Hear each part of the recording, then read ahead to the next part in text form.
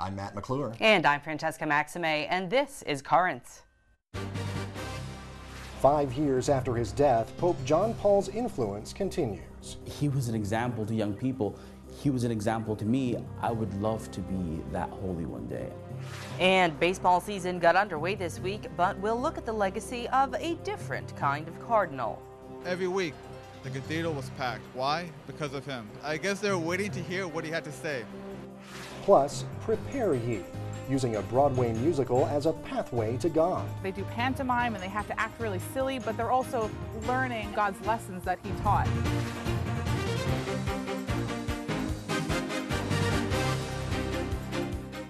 Well, good evening. Thank you so much for joining us. It was 5 years ago tomorrow that millions around the world watched one of the most dramatic events ever televised, the funeral of Pope John Paul II. That Mass in St. Peter's Square served to remind many of his phenomenal popularity and global influence across more than 2 decades as Pope. Part of that influence includes the priesthood. Countless men became priests because of John Paul. In this year for priests, to get a clearer sense of what that could mean to a young man, we spoke just today with one of the seminarians for the Diocese of Brooklyn.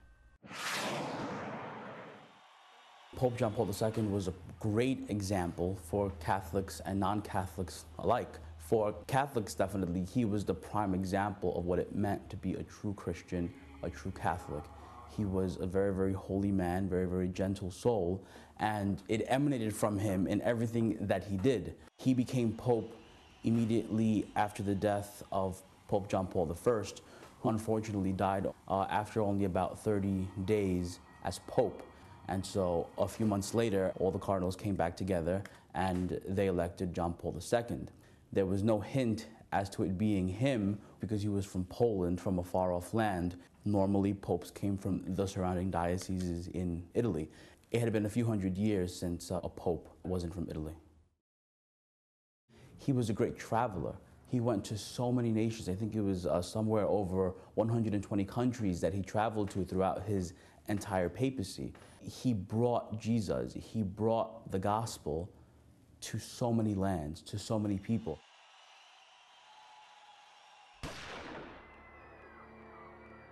You know, talk about a big scare. Out comes the Holy Father for one of his general audiences, which was very common, and he got shot. He was in surgery for about 5 hours afterward. After the assassination attempt, almost the entire world saw him as a hero. I think it was very important, and one of the great things that he did was, after his surgery, after his full recovery, he went and he visited the man in jail, and he offered him his forgiveness to someone who tried to kill him. John Paul II saw a need and saw that the future of the church is in the youth. And he established what is now called World Youth Day. And it is amazing the thousands and the thousands of young people that would get together just to be with the Holy Father, just to catch a glimpse of the Holy Father, just to see him. Toward the end of Pope John Paul II's life, it was very obvious that he was in extreme suffering. I can remember being in high school and, you know, it being announced that the Holy Father had died. And there was just this sense of extreme sadness and extreme sorrow that this person whom we have loved for so long, he was Pope for almost 27 years. I mean, to me, he was the only Pope that I ever knew. Thousands upon thousands of people flocked to the Vatican for days to see him, just to see him, again, just for the one last time, to pay their respects to this man who had been such a great influence to all of us and who had played such a big role in the church throughout his papacy. The Vatican was filled with young people. The lines outside of the Vatican waiting to get into St. Peter's Basilica were filled with people who were there to pay their respects to this man who loved them so much. People would chant, Santo Subito, Saint now, Saint fast, you know. They wanted the Vatican to acknowledge the holiness in this man. They saw it throughout his entire life that he was genuinely a saint. Looking into my future ministry as a priest, he's an excellent example for me. You know, you have to be a genuine person. You have to be a man of God. You have to be a holy man. You have to be someone who opens your arms out to everyone who comes to you. And definitely, I think for me personally, he's a great example, and he's someone who I use as a role model for my future priesthood. Someone who loved everyone who he came in contact with. As a priest, we have to know how to do that. As a Christian, we have to know how to do that, how to love all of our brothers and sisters and all those who come in contact with us. And John Paul II, definitely, I know for me, is a great example of what I want to be in the future, a good and a holy priest, and please God, one day a saint.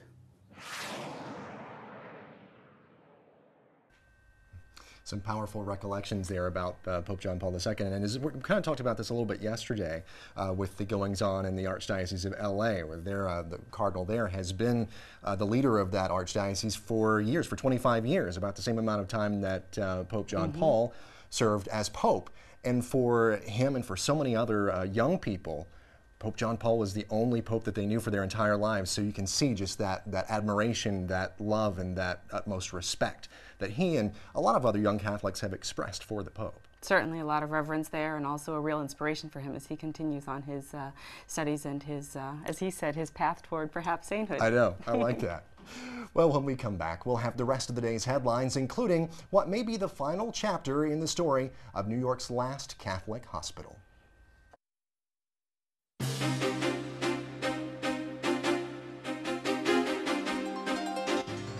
Welcome back to Currents. I'm Francesca Maxime. And I'm Matt McClure. Coming up in just a bit, a classic musical theater show comes to Staten Island during a very appropriate time of the year. We'll explain.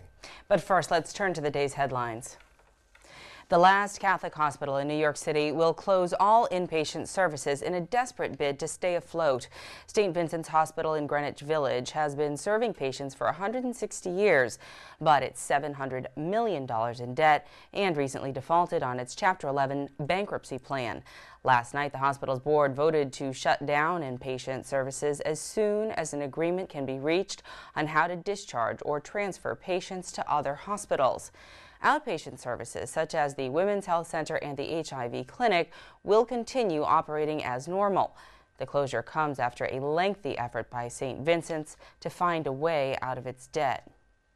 New York Archbishop Timothy Dolan says it is sad that the hospital's board had to make such a painful decision, but he hopes that some way can be found to allow St. Vincent's to continue to be a health provider, even in a different form. As a sex abuse scandal continues to grow in the Catholic Church, the Vatican's press office today confirmed that a Norwegian bishop who resigned last year stepped down because he sexually abused a child in the 1990s. Former Bishop Georg Mueller admitted to Norwegian state TV that the reason for his resignation was sexual involvement with a minor before he was the leader of his diocese. A Vatican spokesman says church leaders confronted the matter quickly.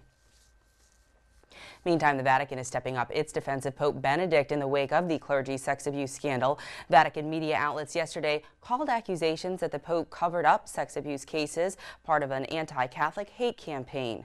One cardinal told the Vatican's official newspaper, quote, "The Pope embodies moral truths that aren't accepted, and so the shortcomings and errors of priests are used as weapons against the Church."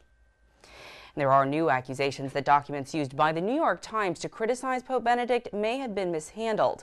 In an editorial in the Wall Street Journal, former news executive William McGurn says a lawyer who is suing the Vatican supplied the documents to the paper.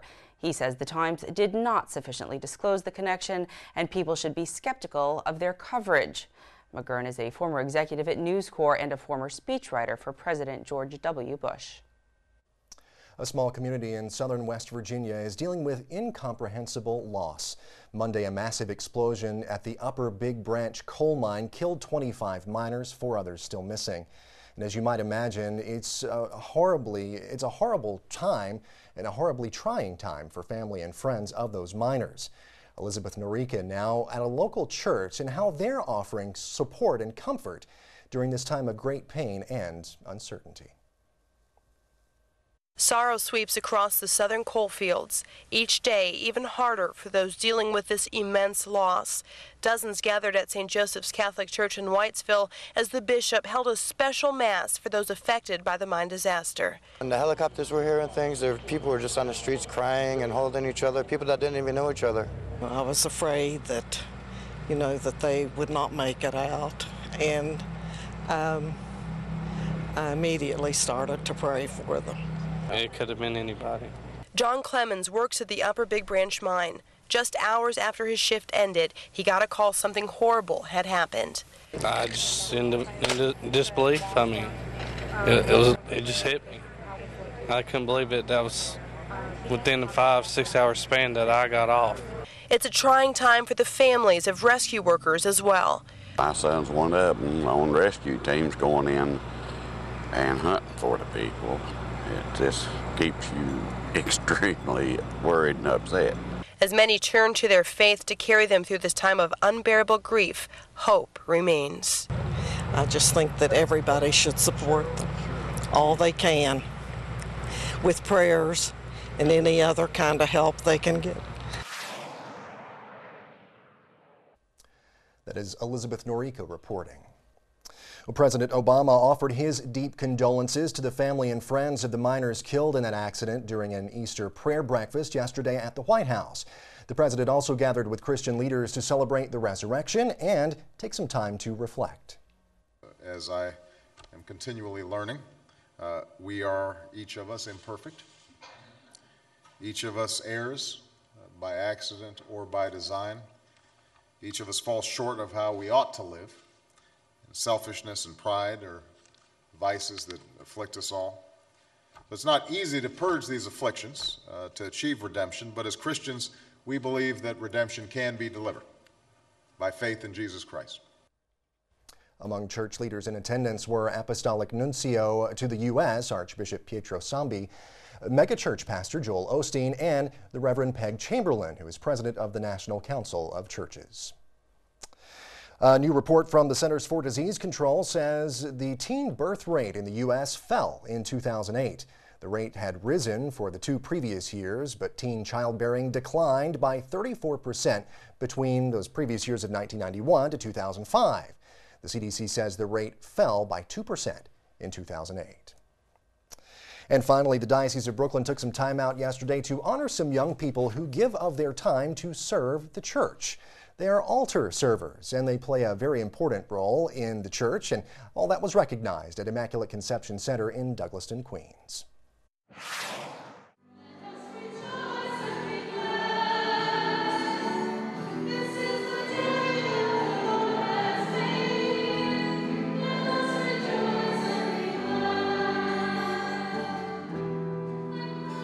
Today is the diocesan celebration of Altar Server Appreciation Day.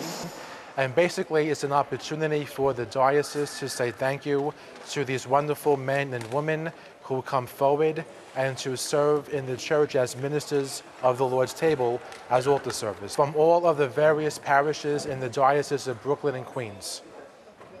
We had priests and religious women and men upstairs speak about their own vocation, so the more we can get the word out, we plant the seed, and then God will certainly take over. Right now I'm doing my best to be a good altar server, but when the time comes I might decide to be a nun.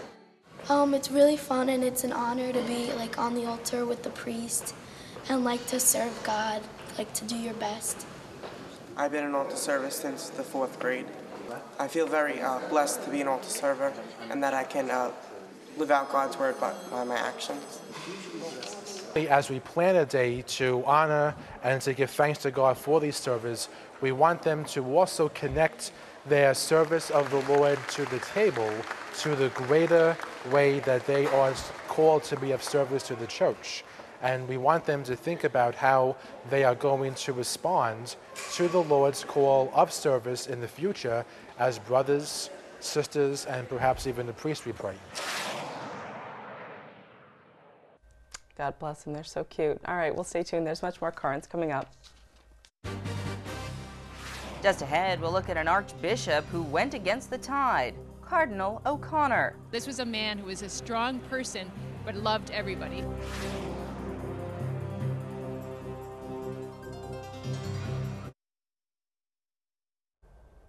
Welcome back. Well, earlier we took a look back at the life of Pope John Paul II and his impact on the whole entire world, but one of his most important decisions had an impact that hit very close to home. It was his 1984 appointment of the Bishop of Scranton, John O'Connor, to become the Archbishop of New York. For the next 16 years, O'Connor held forth in one of the most prominent pulpits in the world. This spring marks the 10th anniversary of his death, but his legacy has endured. Recently, hundreds gathered at St. Joseph Seminary in Yonkers to reflect on that legacy and to celebrate the life of Cardinal John Joseph O'Connor. Every year we gather to host this conference, a family life conference, to uphold our people who are working to promote a culture of life. And this year, in anticipation of Cardinal O'Connor's 10th anniversary of death on May 3rd, we thought we would come together to celebrate, to honor his life and his legacy and his contribution to the pro-life movement.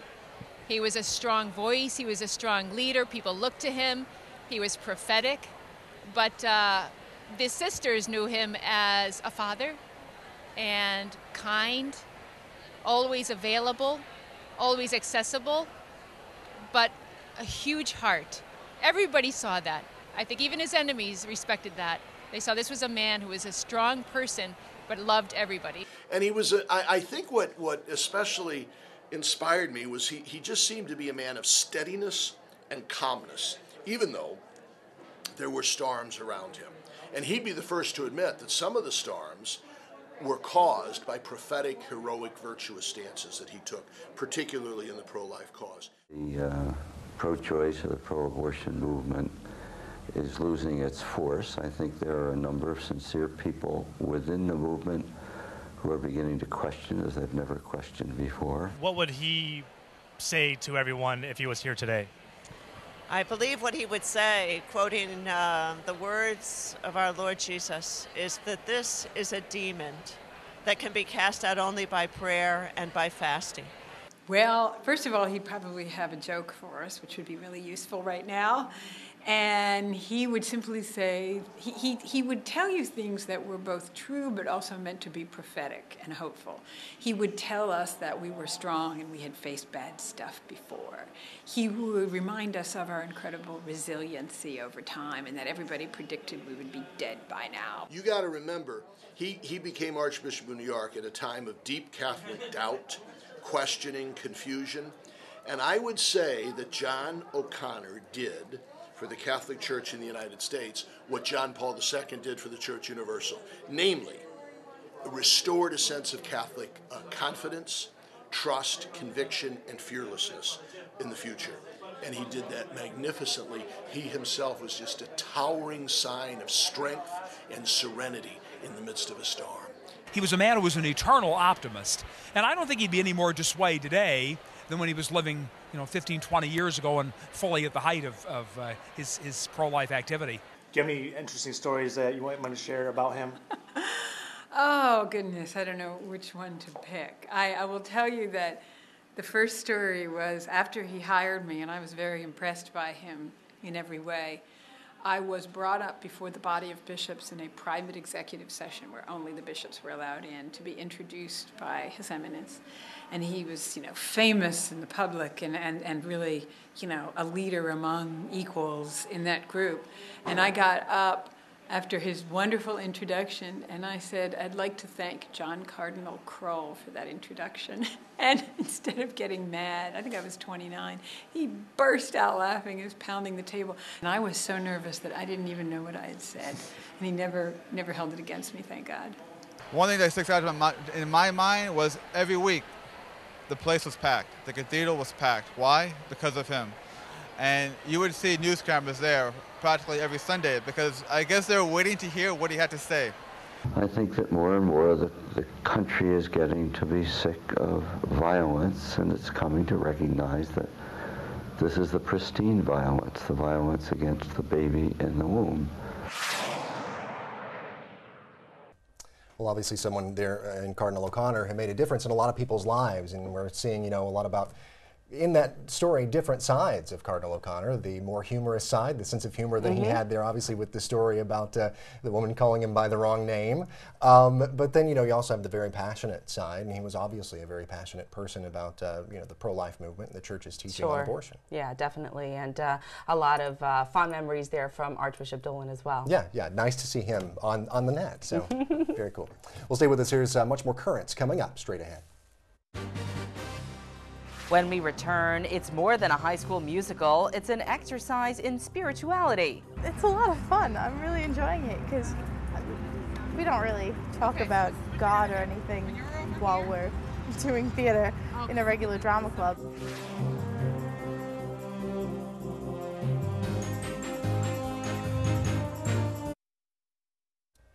Well, finally tonight, one of the world's most familiar musicals got a unique interpretation during Holy Week. Portions of Godspell were staged outdoors at the Mount Manresa Retreat House on Staten Island. It offered people on retreat a way of looking at Jesus' death and resurrection in a whole new way. And it gave the young people who took part a lot to think about and to sing about.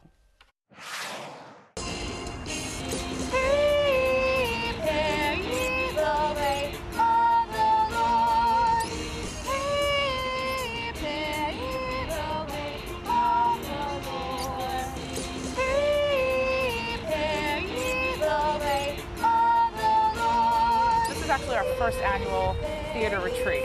We decided to do Godspell during Holy Week. It talks about Jesus' life, death, and resurrection. And it's perfect for the kids because it's a fun way to learn the parables and to learn the Beatitudes. They're able to do all of these scenes where they do pantomime and they have to act really silly, but they're also learning God's lessons that he taught. Especially in the Easter season, especially on Good Friday today. Today we're doing the crucifixion scene. And that just kind of allows you to, in a way, see the pain that Jesus went through. I mean, especially with me playing his role. So we're learning a lot about his teachings and everything. And I know we all love drama, so it just adds to the fun and it helps us understand it more. We come in and we talk for a little while, and then we come out here, and it's beautiful up here, so we rehearse, and we just keep rehearsing to put on a good show for the retreatants. It's a lot of fun. I'm really enjoying it because we don't really talk about God or anything while we're doing theater in a regular drama club, so this incorporates both things. God save the people, for thine they are, thy children as thy angels fair. God save the people. I only have 7 kids, and they are so talented. They all have beautiful voices. They all have at least one solo in the show, and they blow me away every single day that they do this. And it's really all coming together in 3 days. We have a lot of activities going on right now for Holy Week at Mount Manresa. We have an adult retreat going on, and they're inside, and we actually we're a house of hospitality. So we have children from Haiti have come here as they're recovering. They've got medical treatment in the States, and then they're recovering here. So we're offering them food and shelter. So we have all of these different things going on this week, and then we get to do this as well in this beautiful acres that we have in the shining sun. I mean, God couldn't have given us a better week to do this. And we're happy to be doing it because besides, like I said, allowing these people to have a good time on their retreat, we're having a good time and we're learning more about our faith.